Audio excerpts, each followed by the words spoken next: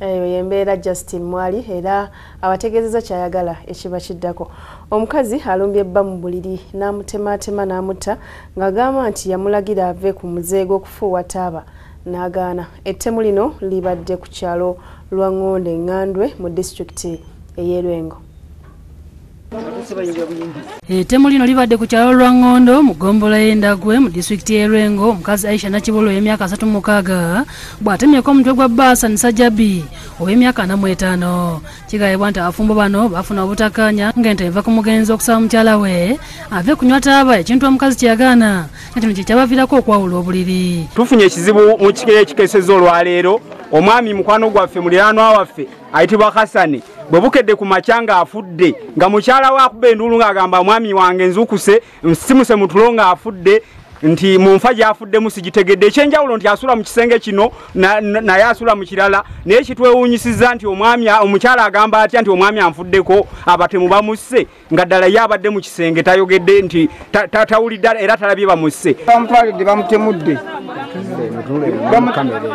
bamutemulidde ludda wante wange mu nnyumba ne mujje mu nnyambe nengolokoka nenyonya empale weyabadde wenamalidde okwambala yokenzigulewo emmanju ng'omukazi yadduse edda namusanze mwe mu nnyumba. Ettemu lino libadde mu kiro ekikeseza olunaku olwaleero wabula abatuuze bavudde mu mbeera oluvannyuma lw'omukazi okwogera ebitakwatagana ne bamuyisaamu empi era wano poliisi wetuukidde neemugjawo nga mu kiseera kino akumirwa ku poliisi Erwengo. Wabula abooluganda lw'omugenzi nabo bavudde mu mbeera ne batabukira muwala w'omugenzi Jazira Nambiru nga bagamba nti yeekobanye ne nnyina okutta omuntu waabwe.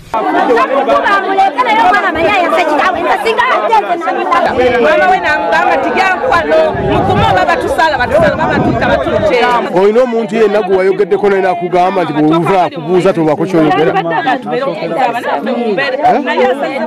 Ono addusiddwawo kansala w'eggombolola Abudu Kabugo okumutaasa ku batuuze abadde batamye era nga naye akumibwa ku poliisi y'Erwengo.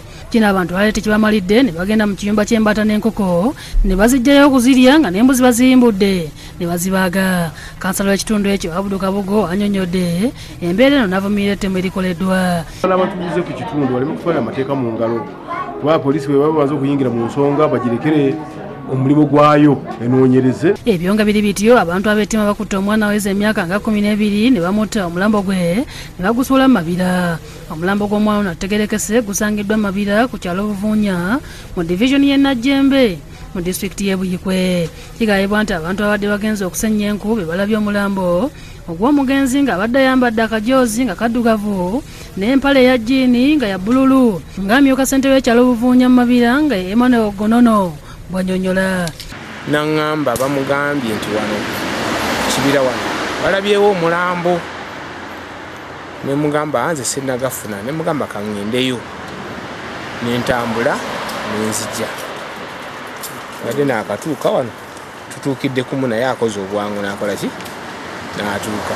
Poliisi okuva e Lugazi etuuse mu kifo asuuliddwa omulambo nayogerako n'abatuuze era bonna ne bagitegeeza ng'omwana batamumanyi kubasibwa mu kitundu kyabwe. Poliisi esabye abantu ababuliddwako omwana omulenzi ng'ali wakati w'emyaka 10 ne 12 okugenda mu ggwanika y'eddwaliro e Kawolo gye batutte omulambo. Wano abatuuze be wano e Buvunya e Rusinga bwagambye tebamumanyi era tali wa kitundu era balabika basuddewo obusuuzi. Alonda Mugerwa ne Mukasa Kivumbi okusakidde eggule lino ku Lwabukedde TV. N'emboozi eyo ey'ettemu tugenda kusooka tuwumulemu tugenda kudda n'ekitundu kyaffe ekyokubiri mulimu gano gw'otasaanidde kusooka. Ekiva mu ssiga lya Ssempala, Muwanga Batinda, Ssenkima Bayizi, Mukodde Nakukuba, Ssenko.